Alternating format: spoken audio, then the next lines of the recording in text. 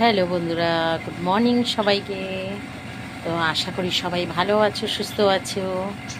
দেখো বন্ধুরা, সকাল থেকেই প্রচণ্ড আজকে রোদ দিয়েছে। আর এই রোদে আমাদের ভাদ্র মাসে রান্না পুজো রয়েছে।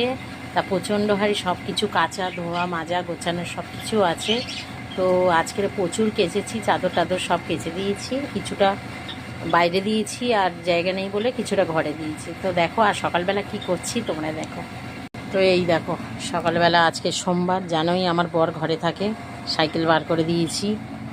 আর এই দেখো রোদ্দুর উঠেছে, কত সুন্দর রোদ উঠেছে।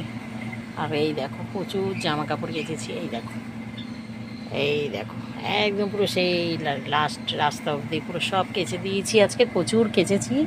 আর রোদটা দেখো ঝলমল ঝলমল করছে। আর চলো কী করছি দেখাচ্ছি। আর ঘর অন্ধকার, শুয়ে রয়েছে, এখনও উঠবে না।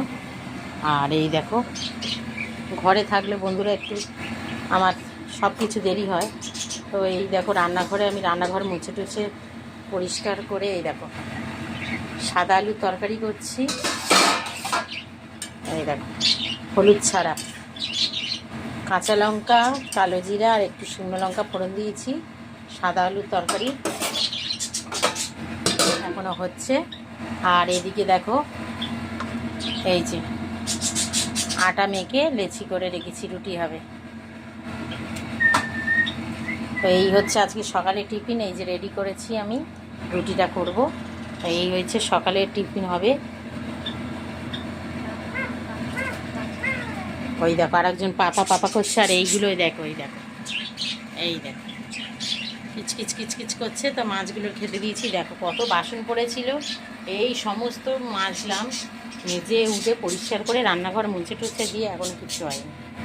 তাই এই দেখো এত ভিজে ভিজে বলে আমার একটা নাইটি সব লম্বা পেতে দিয়েছি। চলো বন্ধুরা, দুপুরে কি রান্না হচ্ছে তোমাদেরকে অবশ্য দেখাবো। আর এখন আমি টিফিনটা করে ফেলি। ছেলে উঠে তো খিদে খিদে করে।